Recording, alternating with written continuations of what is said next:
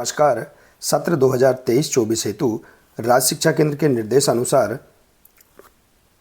प्राथमिक स्तर के लिए हम अंक सूची या प्रगति पत्रक हम किस प्रकार से तैयार करेंगे, आइए आज हम इस वीडियो के माध्यम से जानेंगे। साथियों, पूर्व में राज्य शिक्षा केंद्र द्वारा प्राथमिक स्तर और माध्यमिक स्तर के लिए अलग अलग वार्षिक परीक्षा परिणाम तैयार करने हेतु निर्देश भी जारी किए गए थे। इन निर्देशानुसार हम वार्षिक परीक्षा परिणाम तैयार करने के उपरांत अंक सूची प्रगति पत्रक हम कैसे तैयार करेंगे, आइए इस वीडियो के माध्यम से हम समझते हैं। देखिए, इस सत्र कुछ नए परिवर्तन किए गए हैं। प्रविष्टियाँ, अंक सूची में हम किस प्रकार की प्रविष्टियाँ, किस प्रकार से हम सभी प्रविष्टियाँ करेंगे, आइए आज हम इस वीडियो के माध्यम से समझते हैं। देखिए, यदि आपने इससे पूर्व यदि चैनल को सब्सक्राइब नहीं किया है तो आप हमारे इस चैनल को सब्सक्राइब अवश्य कर लें, साथ ही बेल आइकन को प्रेस जरूर कर लें ताकि आने वाली सभी महत्वपूर्ण जानकारियाँ सबसे पहले आप तक पहुँचती रहेंगी। देखिए, प्राथमिक स्तर कक्षा 3 और 4 के लिए हम किस प्रकार से प्रगति पत्रक तैयार करेंगे, इसे हम समझते हैं। देखिए, यह प्रगति पत्रक उदाहरण स्वरूप आप इसे समझ सकते हैं। इसी प्रकार से आप प्रगति पत्रक में प्रविष्टियाँ कर सकते हैं राज्य शिक्षा केंद्र के निर्देशानुसार। साथ ही आप अपने वरिष्ठ अधिकारियों के मार्गदर्शन के आधार पर भी आप प्रगति पत्रक तैयार कर सकते हैं। और देखिए, शिक्षा सत्र 2023-24 हेतु नया प्रगति पत्रक आप देख पा रहे हैं। इसमें हमें सावधानीपूर्वक सभी प्रविष्टियाँ हमें करना है। तो देखिए, उदाहरण स्वरूप हम समझते हैं कक्षा 4 का प्रगति पत्रक हम किस प्रकार से तैयार करेंगे।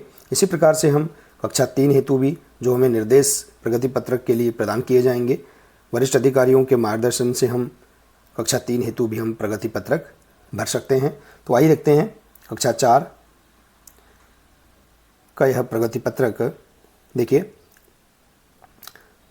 आप यहाँ पर शिक्षा सत्र 2023-24 अंकित कर सकते हैं। इसके बाद अपनी शाला का डाइस कोड, शाला का नाम, जो भी अपनी शाला का नाम है इसे आप अंकित कर देंगे। इसके बाद विकासखंड, जिला, सरल क्रमांक। देखिए, यहाँ पर हम छात्र का जो सरल क्रमांक है, इसके बाद छात्र का जो अनुक्रमांक हमने वार्षिक परीक्षा में दिया है, इसे हम यहाँ अंकित कर सकते हैं। इसके बाद छात्र की समग्र आईडी, आधार कार्ड, कक्षा, प्रवेश पंजी क्रमांक, दाखिल खारिज क्रमांक हम यहाँ अंकित कर सकते हैं। इसके बाद है विद्यार्थी का नाम, विद्यार्थी की माता का नाम, इसके बाद पिता का नाम, जन्म तिथि अंकों में और शब्दों में, और इसके बाद जाति।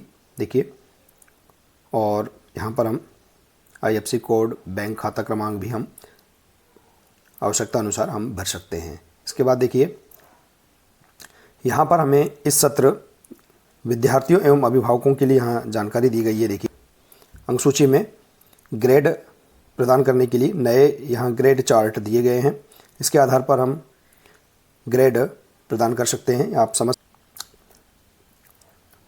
तो देखिए, इस प्रकार से आप यहाँ पर प्रगति पत्रक के इस पहले पेज में इस प्रकार से जानकारियाँ आप अंकित कर सकते हैं। देखिए, अब आइए देखते हैं अगले पेज में हम किस प्रकार से जानकारियाँ अंकित करेंगे। देखिए, हम देखेंगे यहाँ पर शाला का नाम, हम अपनी शाला का नाम लिख देंगे। इसके बाद स्कॉलर क्रमांक, दाखिल खारिज क्रमांक, विद्यार्थी का नाम, कक्षा विद्यार्थी की, और इसका वर्ग, ST SC OBC जो भी वर्ग है उसे हम यहाँ पर अंकित कर देंगे। और इसके बाद सत्र। तो ये इस सत्र इसमें कुछ नया परिवर्तन किया गया है, किस प्रकार से ग्रेड अंकित करना है, आइए समझते हैं इसमें हम किस प्रकार से प्रविष्टियाँ करेंगे। देखिए, सहशैक्षिक क्षेत्रों का मूल्यांकन, इसमें हमें केवल ग्रेड प्रदान करना है। ग्रेड में देखेंगे हम जो ओवरऑल समग्र ग्रेडिंग होगी, जो ओवरऑल ग्रेड होगा, इसे हमें यहाँ पर अंकित करना है, समग्र ग्रेडिंग। तो देखिए, इस प्रकार से हम सभी क्षेत्रों में यहाँ पर ओवरऑल जो समग्र ग्रेड है इसे हम यहाँ पर अंकित कर देंगे। इस प्रकार से आप यहाँ पर सहशैक्षिक क्षेत्रों का मूल्यांकन एवं व्यक्तिगत सामाजिक गुणों का मूल्यांकन, इसमें हम ग्रेड इस प्रकार से हम अंकित कर देंगे। इसके बाद हम देखेंगे शैक्षिक क्षेत्रों का मूल्यांकन, इसमें भी हमें ग्रेड प्रदान करना है।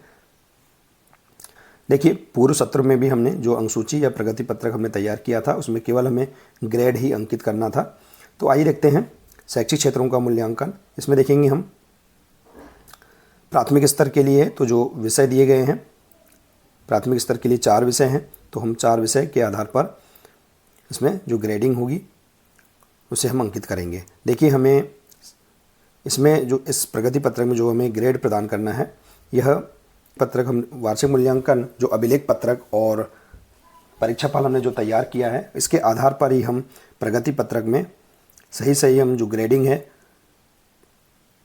हमें यहाँ पर अंकित करना है। देखिए इस सत्र हमें ग्रेड A+, B+, C+, इस प्रकार से भी हमें ग्रेड प्रदान करना है। तो इस प्रकार से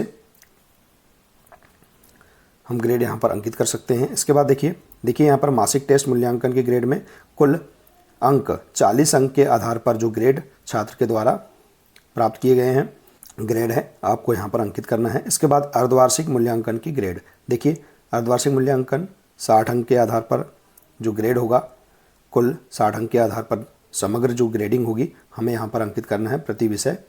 तो इस प्रकार से हम यहाँ पर अर्धवार्षिक मूल्यांकन के ग्रेड भी हम अंकित कर देंगे। इसके बाद है वार्षिक मूल्यांकन की ग्रेड।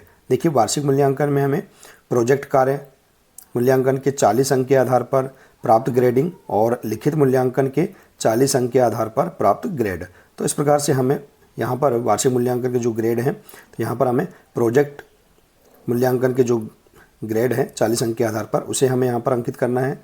और इसके बाद लिखित मूल्यांकन के जो 60 अंक के आधार पर जो प्राप्त ग्रेड है उसे हमें यहाँ पर अंकित कर देना है। तो इस प्रकार से हम यहाँ पर वार्षिक मूल्यांकन के ग्रेड भी हम अंकित कर देंगे प्रति विषय।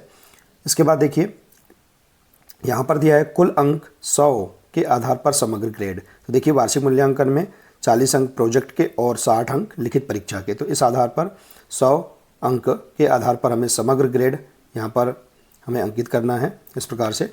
और इसके बाद देखेंगे वार्षिक परिणाम। देखिए अब हम जो वार्षिक परिणाम का जो ग्रेड होगा, अर्धवार्षिक एवं वार्षिक मूल्यांकन के कुल 200 अंक के आधार पर समग्र ग्रेड। तो हम देखेंगे, तो देखिए यहाँ पर वार्षिक परिणाम के जो ग्रेड हैं, यहाँ पर देखेंगे मासिक मूल्यांकन टेस्ट के 40 अंक, अर्धवार्षिक मूल्यांकन के 60 अंक और वार्षिक मूल्यांकन के 100 अंक। तो इस प्रकार से 200 अंक के आधार पर जो समग्र ग्रेड होगा हम यहाँ पर अंकित कर देंगे। तो देखिए इस प्रकार से हम यहाँ पर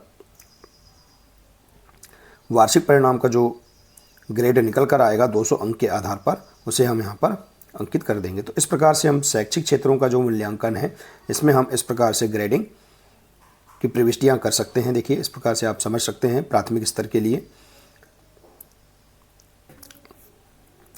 तो देखिए अब इसमें दिया है शिक्षक का अभिमत और वार्षिक परिणाम का ग्रेड। तो देखिए वार्षिक परिणाम का जो ग्रेड निकल कर आएगा, जैसे कि हम यहाँ इसे समझते हैं, वार्षिक परिणाम 200 अंक प्रति विषय के आधार पर। तो देखिए प्राथमिक स्तर के लिए 4 विषय हैं, तो इस प्रकार से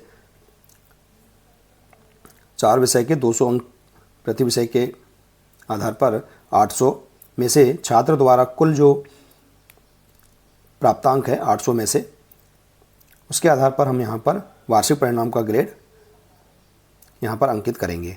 देखिए इस प्रकार से। तो आप देखिए वार्षिक परिणाम का जो ग्रेड है इसके आधार पर आप किस प्रकार से शिक्षक का अभिमत अंकित करेंगे इसे हम समझते हैं। देखिए यहाँ पर हमें पहले पेज में ही दिया है, इस प्रकार से आप देख सकते हैं। यहाँ पर देखिए A+ ग्रेड के लिए सर्वोत्कृष्ट, इसके बाद देखिए A ग्रेड के लिए उत्कृष्ट, B+ ग्रेड के लिए अति उत्तम। तो इस प्रकार से आप यहाँ पर ग्रेड के आधार पर शिक्षक का अभिमत जो है इसे आप यहाँ से दे सकते हैं। तो इस प्रकार से आप यहाँ इसे समझ सकते हैं। यहाँ रिमार्क दिया है वार्षिक परिणाम के E ग्रेड वाले विद्यार्थियों को उपचारात्मक शिक्षण कक्षाओं में सहभागिता करनी होगी। इसके बाद है उक्त विद्यार्थी को कक्षा खालिस्तान में कक्षा उन्नति प्रदान की जाती है। तो देखिए यहाँ पर हम इसे समझते हैं, उक्त विद्यार्थी को कक्षा, जैसे कि यदि विद्यार्थी कक्षा 4 में है तो उसे हम अगली कक्षा में कक्षा उन्नति प्रदान करेंगे, तो हम यहाँ पर उसकी अगली कक्षा को अंकित करेंगे। जैसे कि यदि विद्यार्थी कक्षा 4 में है तो हम यहाँ पर कक्षा 5 लिखेंगे, तो कर सकते हैं। इसके बाद हम देखेंगे कुल शिक्षण दिवस, विद्यार्थी की उपस्थिति, हस्ताक्षर कक्षा अध्यापक के और हस्ताक्षर अभिभावक के। तो इस प्रकार से हम यहाँ पर इस प्रगति पत्रक में सभी प्रविष्टियाँ आसानी से हम कर सकते हैं। इसी प्रकार से हम कक्षा 6, कक्षा 7 का भी प्रगति पत्रक हम तैयार कर सकते हैं। आशा है कि आपको यह जानकारी बहुत ही अच्छी लगी होगी। साथियों, अगर जानकारी अच्छी लगी हो तो प्लीज़ इसे अधिक से अधिक शेयर करें, वीडियो को लाइक करें और इसी प्रकार से इसके आगे की अन्य सभी महत्वपूर्ण जानकारियाँ प्राप्त करने के लिए आप हमारे इस चैनल से जुड़े रहिए। मिलते हैं इसी प्रकार से इसके आगे के अगले नए वीडियो के साथ। नमस्कार।